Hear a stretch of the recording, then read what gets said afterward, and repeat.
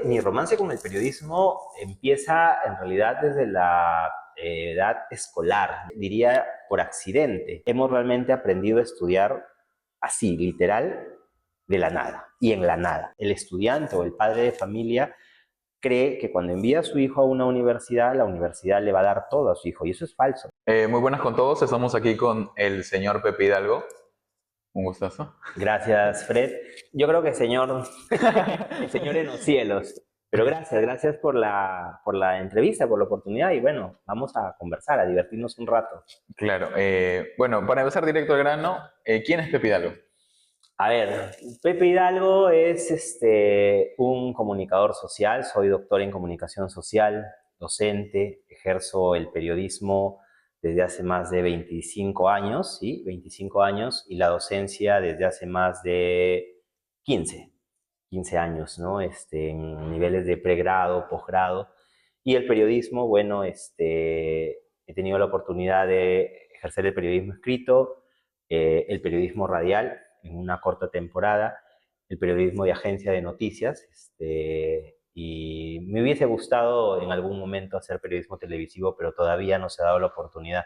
Espero que alguna vez se dé la oportunidad. Eh, Actualmente, pues trabajo en la Universidad Nacional de Trujillo, también trabajo en la Universidad Privada del Norte, dirijo un diario acá en el norte del Perú, que es el diario Satélite, y nada, soy padre de familia, soy hijo, soy hermano, y soy esposo, y etcétera, etcétera, los etcétera. Claro, usted menciona el periodismo como tal. ¿Qué le llevó a interesarse en el periodismo? Bueno, mi romance con el periodismo empieza en realidad desde la edad escolar, ¿no? Y creo yo que fue un romance, diría, por accidente, si lo quiero ver así. Ocurre que cuando yo tenía 12 años, ¿sí? 12 años, estaba en segundo, tercero de media, fui atacado por una fuerte infección renal. Entonces, me impedía, por una prescripción médica, ya no pude llevar el curso de educación física. Entonces, en el colegio donde yo estudiaba, yo soy de Sullana, Piura, eh, tuve que conversar con el profesor de educación física y pues algo tenía que hacer en educación física, pero Claro. no, definitivamente ejercicios no. Y entonces el profesor de educación física me dijo, bueno, te voy a poner como que a derecho, a disposición del el área de coordinación del colegio, a ver qué haces, ¿no? Y resulta que en ese entonces, hoy esto ya se usa muy poco, pero en afuera de los salones del colegio habían periódicos murales, como Sí, los que suelen a veces existir. sí, sí. Digo que ahora esto se hace muy poco porque antes era como que una tarea mucho más, muy bonita y mucho más periódica, Más ¿no? creativa, todo. Más, claro, mucho más creativa, pero ahora esto ya está, salvo honrosas excepciones, ciertamente abandonado. Entonces, el área de coordinación me dijo, bueno, mira, ahí están los periódicos murales, hay que hacerlos vivos, hay que hacer que la gente se interese. Y entonces empecé a trabajar en los periódicos murales, eh, escribía algunos textos cortos, recortaba noticias de algún momento. En ese entonces muchos diarios de la época tenían láminas coleccionables de fútbol. Recuerdo, Libero recién estaba saliendo y sacaba láminas coleccionables de los futbolistas en tamaños A4, en hojas cuché. Sí, sí. Entonces el periódico se veía con cosas de fútbol, pero en realidad faltaba algo más. Faltaba algo más y eso que faltaba creo yo que es lo que me acerca al periodismo. Estábamos en la edad de 13, 14 años, la edad donde empezábamos a salir en los quinceañeros y resulta que todos los lunes eran la lluvia de anécdotas de los que habían pasado en los quinceañeros, ¿no? Claro. Fulano de tal llegó al quinceañero y no lo invitaron, fulano de tal llegó al quinceañero y le había, no sé, robado la corbata a su papá, o fulano de tal, lo hicieron llorar en el quinceañero porque se le quiso declarar a tal chica y resulta que la chica estaba con el chico. Entonces, yo vi en esos chismes una oportunidad interesante y resulta que a partir de un momento en el periódico Mural empezó a aparecer una columna que yo la bauticé con el nombre de Lengua Suelta. Ajá. ¿Ya? Entonces, eran pequeños textos de 3, 4 líneas que eran los chismes de las anécdotas de los quinceañeros, de los fines de semana o de las fiestas, de los chicos. Entonces, lo que empezó como una travesura terminó siendo un boom. Claro, Y terminó siendo un boom porque en ese entonces, en los recreos, yo, como tenía el permiso de la coordinación del colegio y como, digamos, esto iba a defender mi nota en educación física, por lo menos en los siguientes meses, yo preparaba el periódico antes del primer recreo y en el primer recreo, cuando empezaba, todo el mundo se iba al periódico mural, pero se iba al periódico mural para quebrar la curiosidad de no haber sido mencionado. Ah, ok. O sea, Para ver si sí, habló de sí, mí o sí, no. sí, habló de mí o no, ¿no? Porque al principio sufrías en obtener los chismes, por así decirlo, pero después te sobraban, o sea, y faltaba y espacio a veces, ¿no? Entonces, ¿Habrá alguien que le haya dicho, yo quiero, mira, yo te tengo un chisme, toma? sí, claro, Ah, a esa anécdota iba, ¿no? O sea, al principio era pues el círculo muy cerrado de los chicos que iban a los quinceañeros o a las fiestas, pero después era mira, te cuento, oye, te has perdido esta, mira, sabes que a la columna le falta esto. Y entonces, me gustó esa interacción, me gustó esto de hablar con la gente, me gustó esto de escribir, me gustó esto de jugar con el asombro de la gente. Y en realidad, yo no tenía todavía ahí mapeado estudiar comunicación, pero sí tenía mapeado y había una influencia fuerte en casa porque yo siga una carrera médica, dado que mi hermana mayor ejerce una carrera médica, entonces todo el mundo en casa decía, bueno, si tu hermana también estudió la típica, ¿no? De repente tú puedes seguir sus pasos y por ahí. Pero bueno, llegó el momento de las famosas pruebas de es, psicología, los test de los qué test de quieres ser, vocación. los test de vocación y si te salvas de la vida o no te salvas de la vida. Y cuando yo recuerdo que en mi test de vocación salió que podía ser, tenía, digamos, características o posibilidades de acceder a una carrera médica, pero cuando yo les comenté a mis papás que no iba por la medicina, sino que iba por comunicación, pues, no es que ellos se enfadaron, pero como que dudaron mucho, ¿no? Claro. Y es natural. Entonces, luego de eso vino una prueba que en Piura se aplicaba, que era la famosa prueba PAE, que se llamaba PAE porque era la prueba de actitud estudiantil. Prueba de actitud, sí, prueba de actitud estudiantil, que la tomaba la famosa Universidad de Piura. Ah, Entonces, a los 10 primeros alumnos de clase daban esta prueba PAE y tú podías, desde cuarto, quinto de secundaria, cerrar tu ingreso ya a la universidad. Y nos envió el colegio a dar la prueba PAE y yo ingresé a comunicación de la Universidad de Piura. Entonces, yo ya tenía como que cifrado estudiar comunicación en la Universidad de Piura, pero mi hermana estudiaba medicina, obstetricia acá en Trujillo, en Upau. Entonces, un verano, con esa también consejo familiar de mira, para que no estés lejos de tu hermana, porque no vas, conoces Trujillo. Y vine a Trujillo y me gustó Trujillo. Me gustó, yo estaba ya como que tranquilo porque había cerrado mi ingreso en la Universidad de Piura, pero vine acá y me gustó el UPAO y decidí estudiar en UPAO. Es más, en UPAO ingreso y estudio prácticamente ciclo y medio en UPAO, comunicación. En ese interín que yo estaba estudiando comunicación en UPAO, alguien me habla de la Nacional. Me dice, mira, la Nacional es una buena opción, es una alternativa simpática. La Nacional acababa de venir de una huelga muy fuerte y ese año la universidad hizo algo que nunca más lo ha vuelto a hacer. Y es que para ponerse al día con todos los estudiantes se vieron en obligación de hacer 3 ciclos en un año. O sea, fue una cosa así claro, sin vacaciones. brutal, brutal, brutal, brutal, y así de manera muy veloz. Entonces, yo no les dije nada a mis papás que iba a postular a la Nacional. Ajá. No les dije nada. O sea, me acuerdo que la oficina de admisión de la Nacional quedaba donde era el ex comedor, Ah, en el centro. en el centro, en Independencia. Fui, como tenía unos ahorros producto de mis propinas, pagué mi examen y un domingo pues hice mi cola para admisión. Y ya. Di el examen, creo que ese es un buen consejo para papás y para postulantes. Si vas a enfrentar un proceso de admisión, sácate la mochila de la presión. Yo creo que cuando vienes con la mochila de la presión y en la cola te empiezas a conversar con todo el mundo que te dice, oye, yo ya llevo postulando 5 meses, o ya llevo 13 PUS, o ya llevo 4 academias, o sea, en ese momento creo que lo peor es lo peor que puedes hacer, ¿no?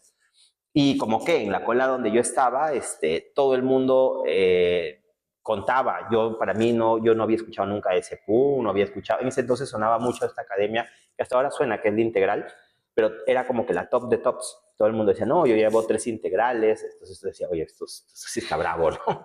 Entonces, postulé y en ese entonces los resultados de la radio los daba una radio ya desaparecida que fue la radio Claro, no Hit. era por la radio.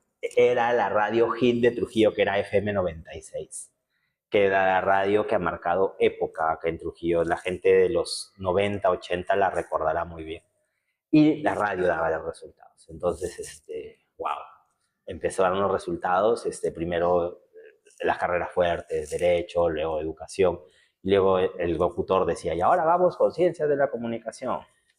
Pasó el 1, pasó el 2, pasó el 3, y llegó un momento que yo decía, bueno, si no está, nadie va a saber, porque yo no le había dicho a nadie, si me va a doler a mí, solo a mí, chao propinas, y ya, y a mi bolsillo, y ya, mañana lunes regreso a clase y sigo estudiando donde ya estaba estudiando.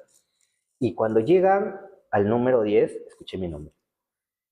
Y wow, o sea, para mí sí era, o sea, creo que ha sido uno de los momentos más inesperados, más, que no los tenía mapeados. En ese rato, salí con Ring, porque se usaba mucho Ring en ese entonces, a llamar a mis papás a Sullana, les comenté, estaban como que también más perdidos, no sabían la dimensión de lo que les estaba diciendo. Y lo único claro que yo tenía era, ¿sabe qué, papá? Ahora No van a hacer. no van a gastar y ya todo esto corre por mí, ¿no? Entonces después lo entendieron, en la pensión donde yo vivía, también ingresó otro chico a otra carrera, y fue una alegría muy bonita, ¿no? Entonces el lunes ya no fui a la universidad, yo estudiaba en UPAO, el martes sí me despedí de mi grupo porque estábamos en pleno cierre, me acuerdo clarísimo, de ciclo y tenía compromisos de hacer trabajos, los acompañé a mis compañeros a cerrar los trabajos y bueno, después empecé la aventura aquí en la Nacional, ¿no? Pertenezco a la segunda promoción de egresados de comunicación. ¿Y qué no hemos pasado para esta escuela? Por eso es que, digamos que la Escuela Nacional yo le tengo un cariño, un respeto y es como que mi vida porque nosotros la primera y la segunda y creo yo hasta la tercera promoción, hemos realmente aprendido a estudiar así, literal, de la nada y en la nada. No teníamos salón, nos peleábamos las carpetas con otros compañeros, así, eso era verdad, no exagero cuando utilizo el verbo, porque el primer salón de comunicación de la universidad quedaba frente al monumento, en como puentecito que hay, que es 2 salones chiquititos, ahí fue el primer salón. Y fue un primer salón que nos dieron porque ya lo teníamos al rector de esa época, que era el doctor Guillermo Gil Malca, prácticamente cansados. Las 2 promociones fuimos, el salón estaba todavía con los palos que estaba medio construido y dijo, bueno, si quieren un salón, cójanse ese. Entonces un sábado nos organizamos, chicos y chicas, trajimos pintura, no sabíamos nada de pintura ni de cemento, pintamos el salón, luego conseguimos la gestión de las carpetas y ahí nos quedamos. Luego ya poco a poco nos fueron dando otro salón y otro salón y la historia fue funcionando, pero al principio no había ni un cable, llevábamos cursos de televisión por convenio, porque en ese entonces funcionaba en Trujillo una productora muy grande que se llamaba, se me fue el nombre, que funcionaba en Avenida Perú.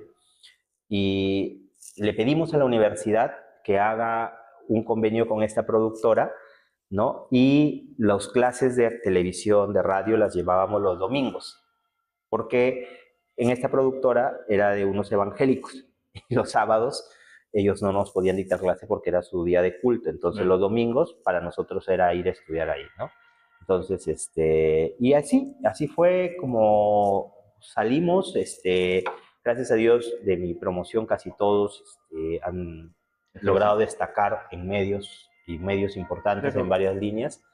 Y bueno, creo que lo que más te cuesta es lo que más quieres y valoras, ¿no? Sí, claro, entiendo que también los que, bueno, su promoción han tenido un poco más de éxito porque la han luchado como tal.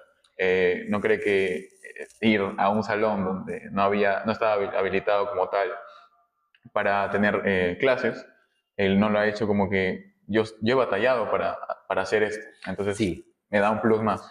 yo creo que sí, eso sí tienes razón, ¿no? Es un plus más porque ves ahora todo lo que hay y dices, wow, Sí, pues, o sea, te costó ganarte un espacio, te costó tener, literal, ganarte un espacio porque cuando la carrera se crea, crearon la carrera y la crearon así como Ya. tipo un padre que engendra un hijo y lo abandona, o sea, Para ya tener, para ve qué tener más haces, ¿no? carrera, Sí, o sea, para solo, tener el nombre. digamos, exacto, inflarse un poco el orgullo que se había creado una carrera más, ¿no? Y junto con periodismo, porque la carrera se crea con el nombre de periodismo y luego fueron los alumnos los que hicimos la gestión para que cambie de periodismo a comunicación. Eso también nos costó toda una batalla con Consejo Universitario. Eh, Fueron varias las carreras que se crearon y te cuento que algunas ya desaparecieron. Por ejemplo, dentro de las carreras que desaparecieron estaba educación técnica, ¿no? Pesquería se creó junto con periodismo y pesquería también ha tenido problemas muy, muy delicados de funcionamiento en algún momento, ¿no? Que creo ahora ya los ha superado, ¿no? Pero eso es, o sea, te cuesta, lo vives, naces aquí y ya pues te toca seguir, avanzar, te toca crecer y pues tienes que crecer. Claro, profesor, entonces, bueno, entiendo que también para que usted enseñe, que supongo que también como que miró atrás y dijo, yo he batallado tanto para esto, para poder terminar mi carrera en una universidad que no estaba preparada para darla. Eh, entonces, ¿eso también le inspiró a enseñar? Mira, yo en realidad empiezo a enseñar no en la universidad. Yo empiezo a enseñar en un instituto que ya acá en Trujillo no existe, que fue el Instituto Abaco, y yo empecé a enseñar en el Instituto Abaco Comunicación. Le enseñaba a alumnos que iban a ofimática, que es esta carrera que tiene que ver un poco con el tema de la informática, a secretarias y a alumnos de contabilidad, alumnos y alumnas. El Instituto Abaco quedaba aquí en todo Juan Pablo con Nazareno, toda esta esquina que está aquí. Y ahí empecé. Y ahí empecé y mi debut no fue tan auspicioso, no por mí, sino por la condición en la que ingresé, porque yo ingreso a Abaco y ese año el instituto se cierra. ¿Y por qué digo que qué pasó? Bueno, un mal manejo financiero obligó al instituto que se cierre y pasamos momentos terribles porque nos reunimos los profesores y era el decidir qué hacer, si parábamos o realmente sumábamos el compromiso con el estudiante, porque, digamos, el estudiante sabía de la crisis del instituto, sabía de la situación financiera del instituto, que luego fue comprado por otro instituto, a Dios gracias, pero era a ver, o paras y dejas al alumno ahí como que a su suerte, o sigues con el alumno hasta que se concrete la otra compra del instituto. Y yo creo que es ahí donde también fortaleces mucho tu vocación, Claro, ¿no? O sea, es cierto, cualquiera dirá nadie trabaja por nada, pero yo creo que el arte de enseñar involucra otras variables muy adicionales a las económicas y es la vocación.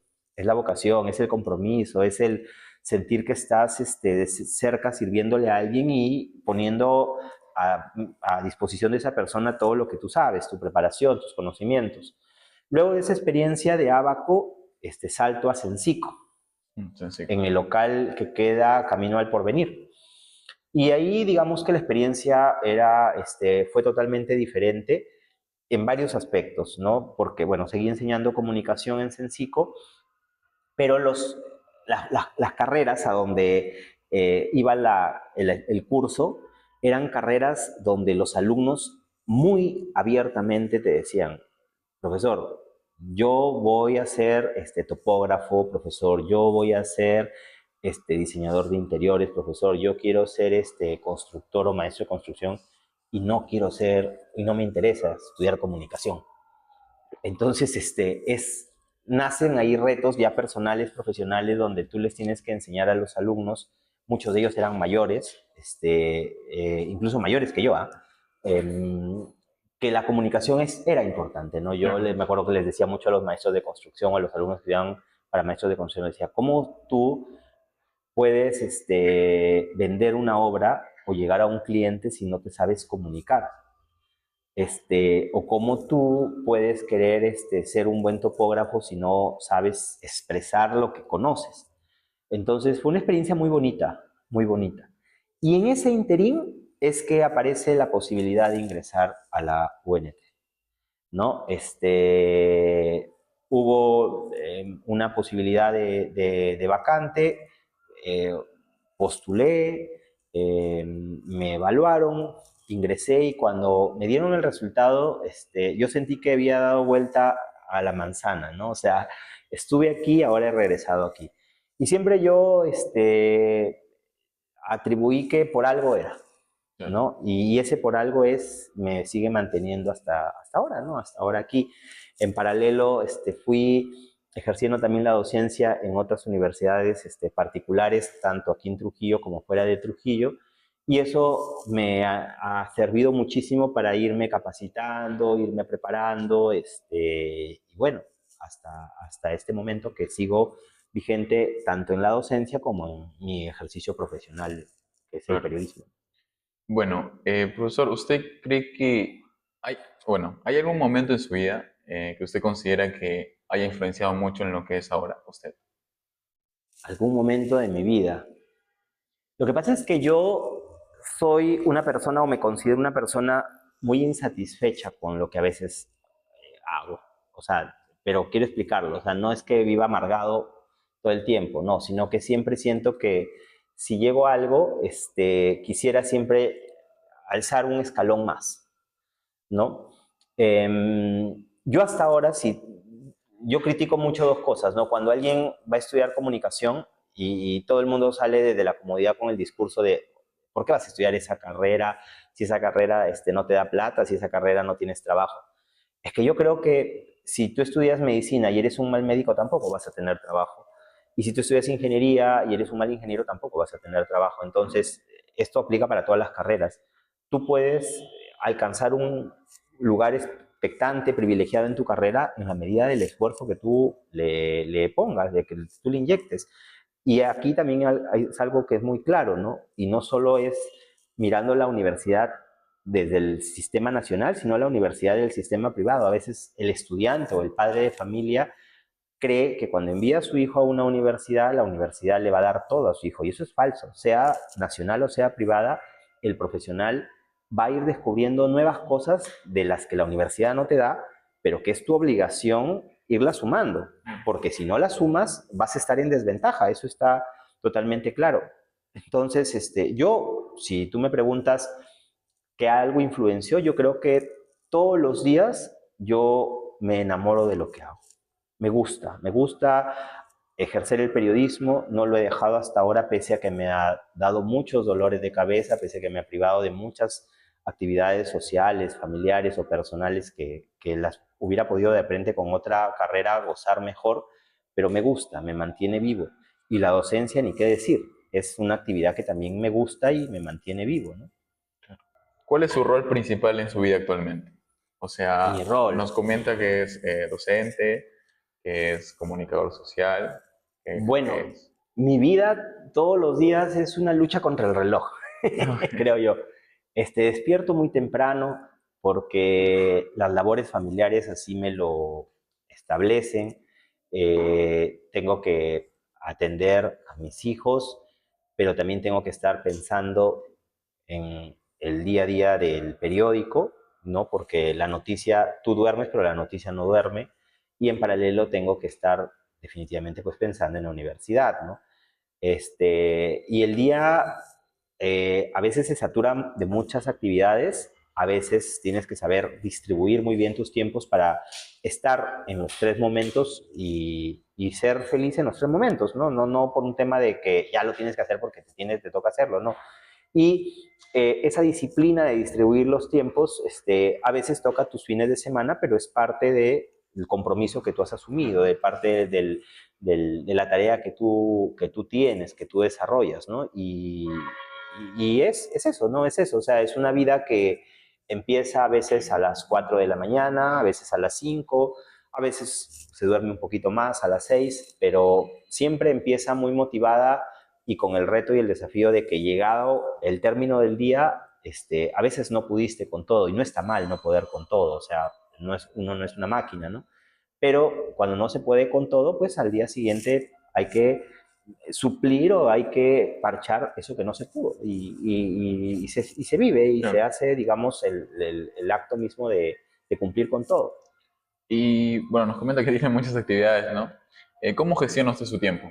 ¿Usa alguna plataforma, una herramienta La digital verdad, o no. papel y Mira, lápiz? te cuento que todos los años, a fin de año, este, algunas personas o algunos familiares me obsequian agendas, porque yo sí tengo a veces un pequeño efecto, me olvido muy rápido de las cosas, ¿no? Me olvido, porque probablemente, o no es una justificación, se me cruzan varias cosas y a veces las olvido. Entonces, todo el mundo siempre, mi círculo más cercano me ha recomendado, pero anótalo en una agenda o ponlo en la alarma de tu celular o ponlo eso. Y yo no lo hago, no porque no les quiera escuchar, sino porque tampoco me quiero sentir preso, ¿no? Claro. De que, ahora, es a veces O sea, necesario, estoy ocupado, sí, pero no quiero sí, saberlo. sí, o sea, sé que estoy ocupado, pero no quiero recordarlo, ¿no? Una cosa así, pero no, a veces sí, se me escapan cosas, ¿no?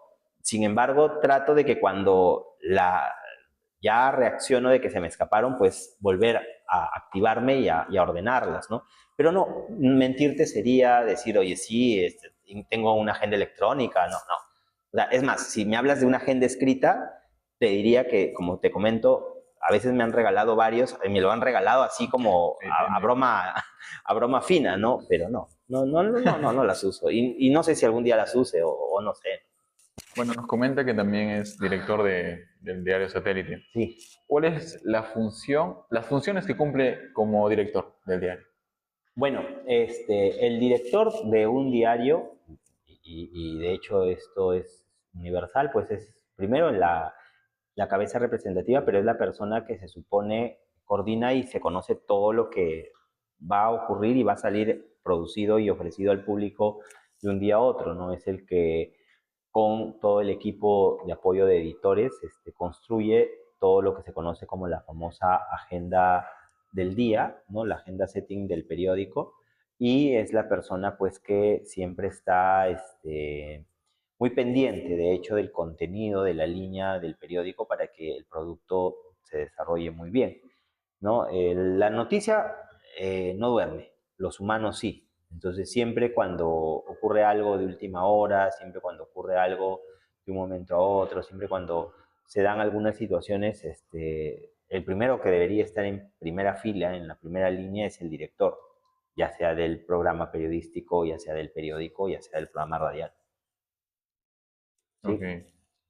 ¿Sí? Bueno, y como director de un medio de comunicación que es el Satélite como tal, que es muy grande aquí en La Libertad, ¿cómo usted afronta esta época donde a las personas les interesa menos lo físico? O sea, el papel se ha dejado mucho o sea, afuera, ¿no? Y muchas personas, bueno, comunicadores, profesionales de periodismo, mencionan que no es solo por la tecnología, sino por otros errores que van más allá. Claro, a ver, Satélite ha tenido dos metamorfosis en la última década, ¿no? La primera metamorfosis era que el periódico no salía los fines de semana. Cuando yo asumí la dirección, encontré un periódico que no salía ni los fines de semana ni los feriados, y entonces lo primero que se tuvo que hacer es regularizar digamos, el tránsito, la distribución en esos días, porque era necesario, ¿no? Y la segunda fue probablemente la más dolorosa, la más que rompió la costumbre, era que Satélite era, hasta antes de la pandemia, el segundo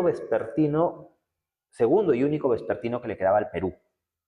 El primero está en Arequipa y el segundo era Satélite. Ahora, ¿por qué digo primero el de Arequipa y luego Satélite? Por un tema de antigüedad de años, ¿no?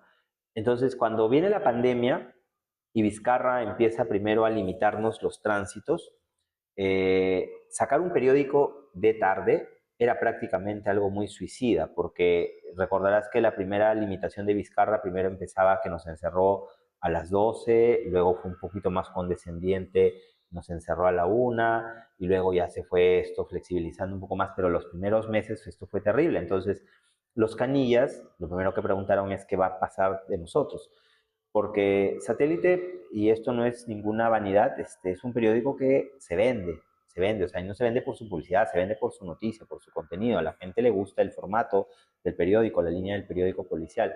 Entonces el Canilla estaba muy preocupado qué iba a pasar con esos ingresos.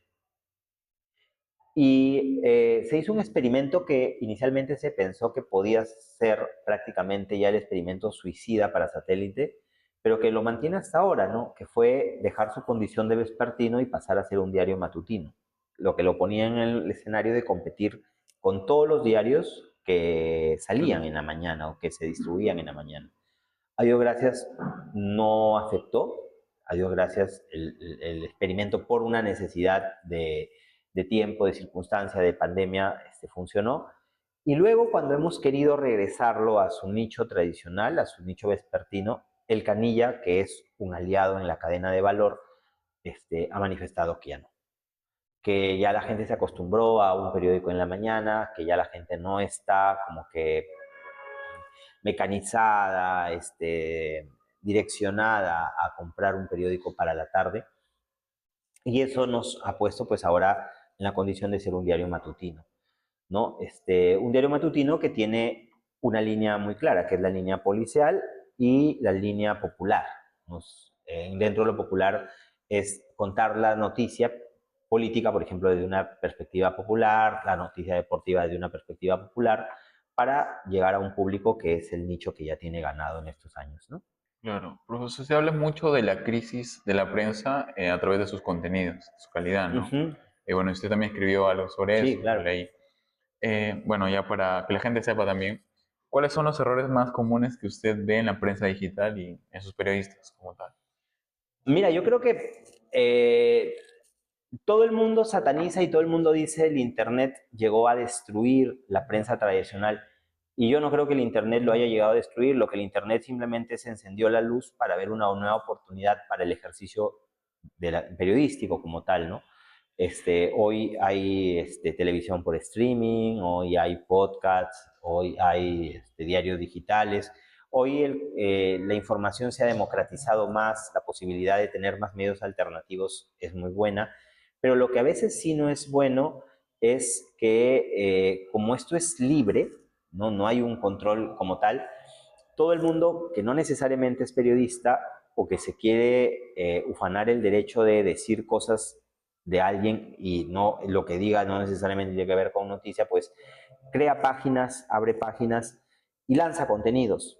Entonces, para un grueso sector de la población que está muy divorciada con la esencia de lo que es el periodismo, asume que esto que hacen estas páginas es la tarea de los periodistas, cuando en realidad la tarea de los periodistas es una tarea totalmente distinta a esta, ¿no? Entonces, eso es la parte que es bueno aclarar. O sea, el Internet sí, pues seguramente cambió el hábito. Estamos frente a 3 generaciones vigentes que han nacido en la tecnología, ¿no? La beta, la alfa, los millennials, la misma X, ¿no? Entonces, a estas generaciones que ya están como que habituadas al consumo tecnológico, sí les cuesta ahora comprar el papel, pero ha sido también la oportunidad para que los medios se reinventen, ¿no? Y aparezcan en otras plataformas, y aparezcan en redes sociales, y aparezcan con un contenido más dinámico, más alternativo, para acercarse a esas nuevas audiencias.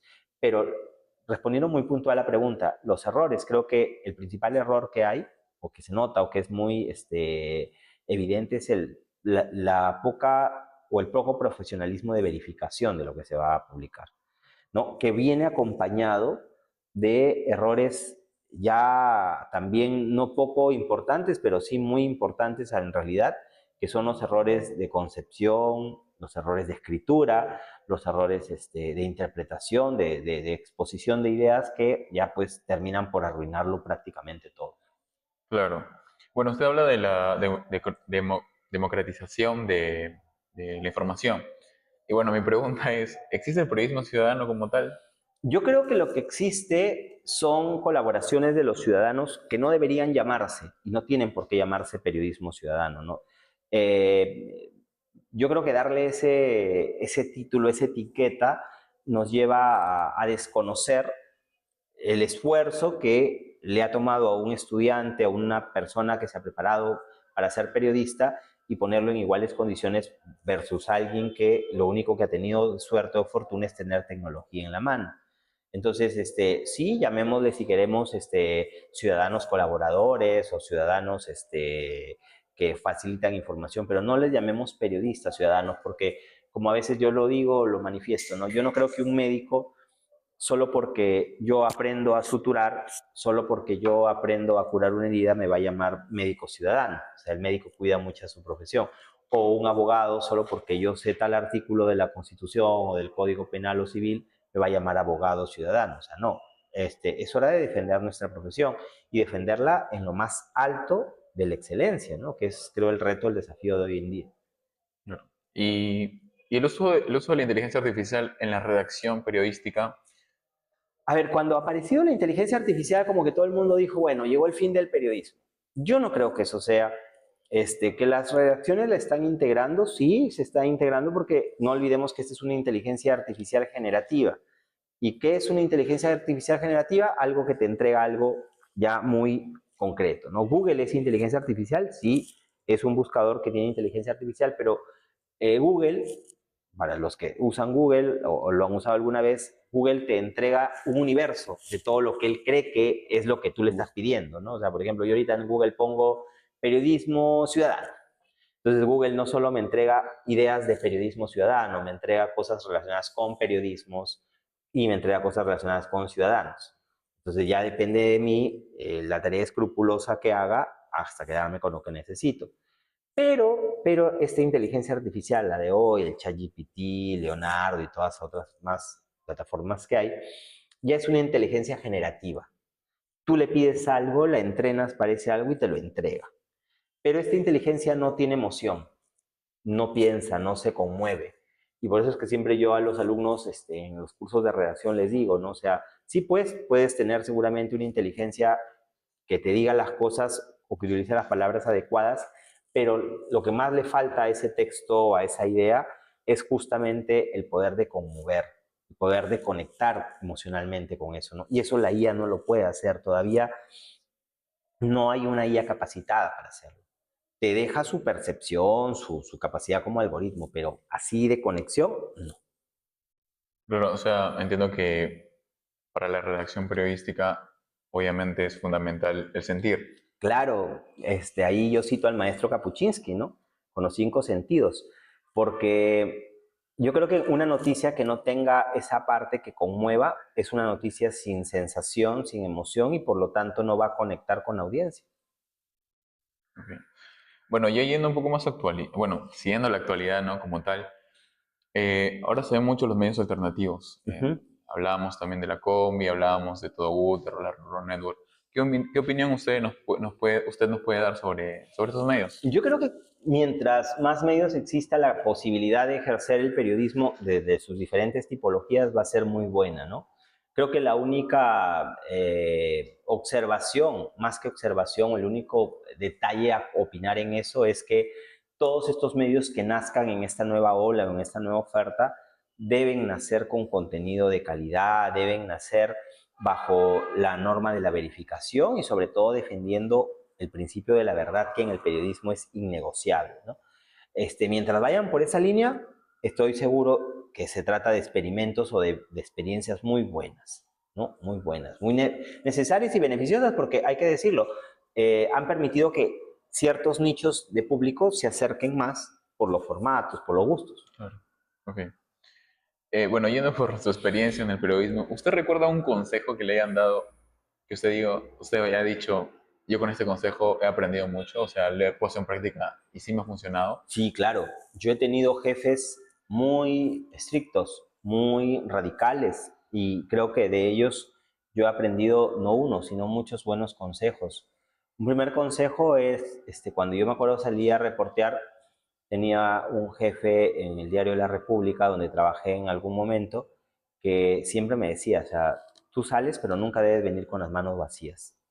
¿No? Si la comisión por la que te fuiste no te dio resultados o no pintó o no tuviste suerte, ok, está en tu obligación tener una iniciativa, pero venir con algo, o sea, no venir con manos vacías. Y eso hasta ahora a mí me sirve y eso hasta ahora yo lo transmito también como consejo porque me ayudó. Y lo otro es que el tema de dar un buen mensaje, ¿no? O sea, yo puedo tener un error, ¿no? Pero en el periodismo ese error cuesta.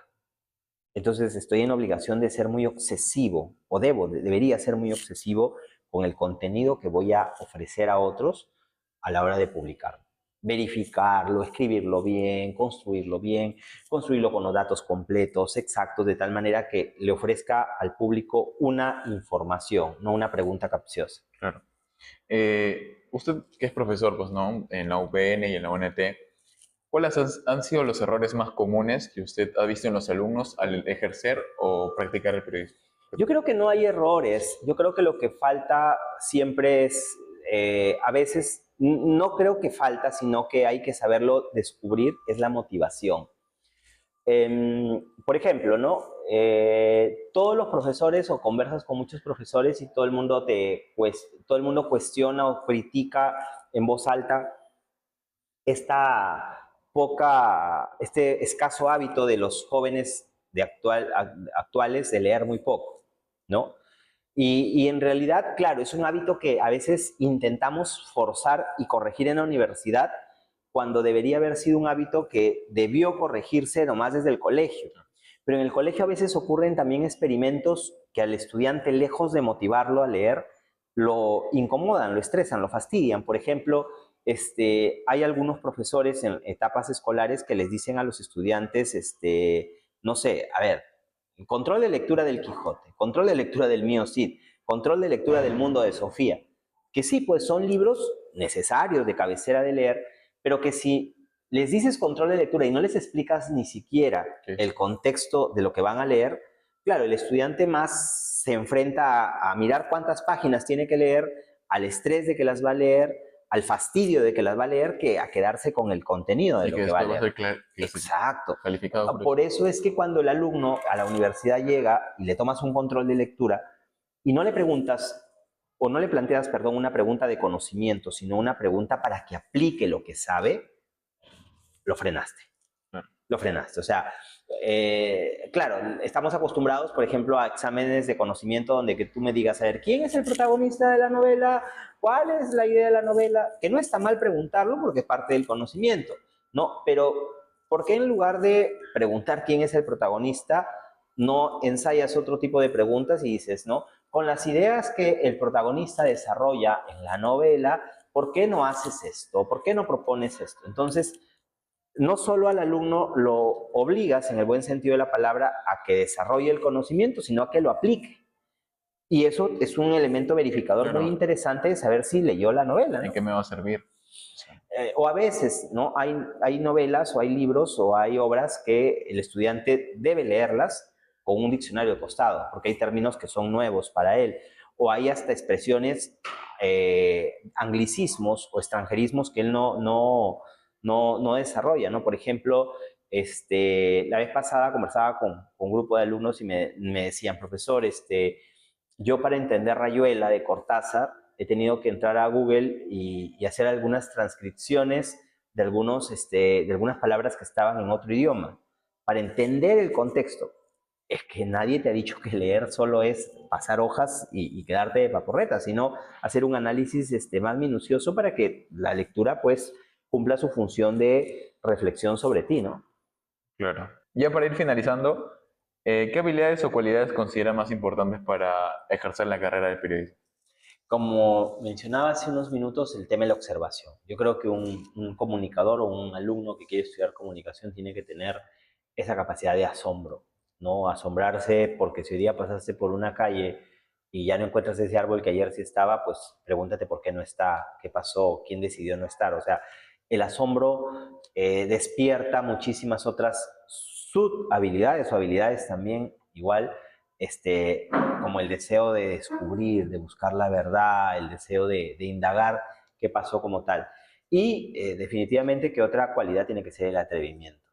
Atreverse a caer, atreverse a despertar, atreverse a fracasar, porque en el fracaso está el aprendizaje, aunque esto suene muy triado, pero en esta carrera es eso muy constante, ¿no? Hoy puedes estar horas de horas esperando a un personaje para ser entrevistado y quizás te aburres y te frustras, pero mañana sin que tú pidas de buscarlo, no sé, llegas a un cafetín y encuentras y descubres que en la mesa del frente está un personaje que tú estabas buscando y te acercas con respeto, le preguntas y esta persona te da una respuesta y entonces te das cuenta que alguien que te parecía inalcanzable, inaccesible, pues ha sido más sencillo de acortar, ¿no? Pero eso lo consigues obviamente con perseverancia.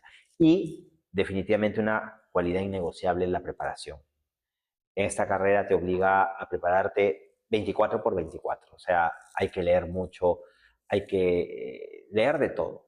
No, no es que aquí solo leas lo que te interesa, sino que tienes que tener como que la capacidad de leer todo lo que ocurre en la sociedad, de farándula, deportes, política, literatura, todo, para que sostengas argumentos cuando quieras ver, porque hay muchas cosas que a veces parece mentir están divorciadas una de otra, pero que están realmente muy unidas una de otra. Claro, se dice mucho que bueno, también que el periodismo es como una ciencia que es mezcla de muchas, De hecho, es muy interdisciplinaria. Se habla, para que tú redactes algo, tienes que ver dónde lo subes, ajá, para qué personas lo subes y cómo, o sea, si yo publico algo en Puno, es ujú, para la gente de Puno, tengo que ver sociología, tengo que ver psicología también. Si yo claro, lo publico en Piura, lo mismo.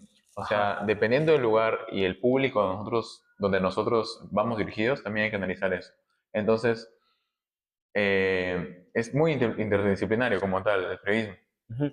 Claro, de hecho, y eso es bueno, ¿ah? Eso es bueno porque te obliga a aprender también de otras disciplinas, porque por ejemplo, eh, cuando nos tocó coberturar el tema de la COVID, nadie sabía nada de la cepa de la COVID.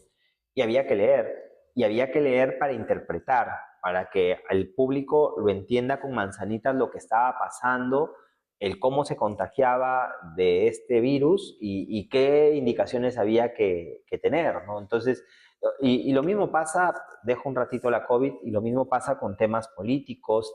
Ahora que regresa la bicameralidad, hay que explicarle al ciudadano qué va a hacer la Cámara de Senadores, qué no va a hacer con relación a la Cámara de Diputados, si no chocan sus funciones o hasta dónde llegue el límite de A, hasta dónde llegue el límite de B. Mañana que Perú, que tanto se vocea en el tema hablando de deportes, va a ser invitado a participar en esta suerte de mundial que va a ser Rusia, porque Rusia está suspendido de toda competencia mundial. Hay que explicarle a la persona o al lector por qué Rusia ha sido suspendido, y ahí entramos a una connotación política, porque el tema viene por el lado político, por el tema del conflicto bélico, y hay que explicar qué valor va a tener que Perú participe en o sea, te obliga, definitivamente te obliga si es que quiere dar una buena información y completa, te obliga a leer, a indagar y a hurgar en todo lo que haya que hurgar. Profesor, usted mencionó que hay que leer. En base a periodismo, ¿qué libros usted recomienda que un estudiante de periodismo lea como tal? Yo creo que un alumno de periodismo debe leer de todo. O sea, y no exagero cuando te digo que hasta debe leer los chistes de los chicles. De verdad, porque en los chistes de los chicles, que pueden haber textos hasta banales, pueden haber buenas ideas para un buen titular, pueden haber buenas ideas para un inicio de una noticia. O sea, aquí yo creo que no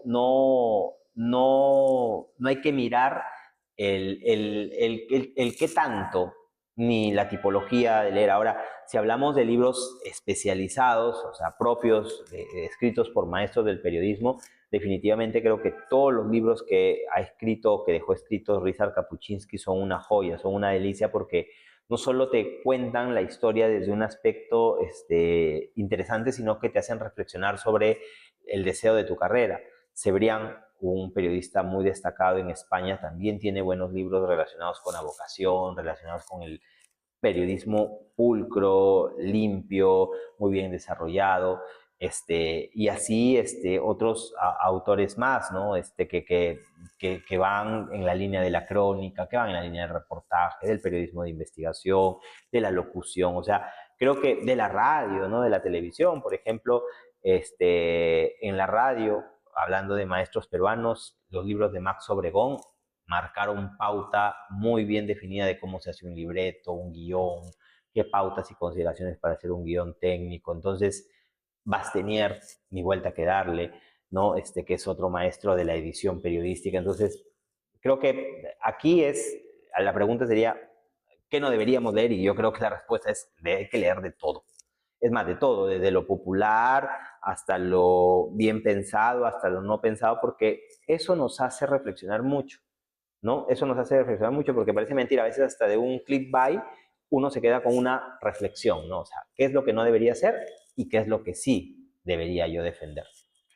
Profesor, un mensaje que le podría dar a alguien que esté dudando de su vocación en el periodismo. Mira, no soy bueno dando consejos ni mensajes, pero yo creo que si problemas con la vocación alguien tiene, lo primero que tiene que hacer es definitivamente, ahí sí, por ejemplo, yo me animaría a que la gente lea a Cebrián, ¿no? Cebrián tiene buenos libros para periodistas, no para comunicadores, y hago la definición porque todo su discurso va relacionado solo con el periodismo. Muy buenos libros sobre vocación, ¿no? Pero yo creo que si hay problemas con la vocación, yo creo que lo primero que hay que consolidar es el tema personal, porque la vocación es un tema que toca todas las profesiones, ¿no? Y si tú empiezas a dudar de tus capacidades, de la manera como gestionas algunas acciones, entonces yo creo que primero hay que corregir la parte actitudinal, la parte personal, y luego ya mirar la carrera, ¿no? Porque a veces también ese es otro tema, ¿no? Me ha tocado casos de estudiantes que en séptimo ciclo te miran y te dicen, profesor, esto no es para mí. Profesor, no lo puedo dejar porque mi papá, mi mamá me han dicho que ya no me van a dar la otra oportunidad de estudiar ni nada. Pero, ¿qué haces sosteniendo una carrera o un estudio de profesión desde la vereda de la infelicidad? O sea, mañana vas a ser un mal profesional, mañana no te vas a motivar por eso. Entonces, yo creo que si hay problemas con la vocación, lo primero es leer un poco y si no consideras que ese no es el antídoto que ahorita tú necesitas, porque alguien dirá, oye, si tengo tanto problema con la vocación, ¿qué hago leyendo? ¿No? O sea, lo que menos quiero ya son más discursos y quiero más acciones. Entonces, empezar a mirar experiencias de personas que ejercen la carrera, porque por ahí puede estar alguna lucecita para que esto se encienda. Listo, profesor, eso sería todo. Gracias, No sé gracias. si tiene algo que decir. Sí, felicitarlos por la iniciativa. Creo que debería ser el primero de X, Y, Z programas que auguro van a venir. Y nada, bienvenidos al mundo de la generación de contenidos y de buenos contenidos que tanta necesidad y falta le hace al buen periodismo. Listo, profesor, muchas gracias. Un gusto. Gracias a ustedes.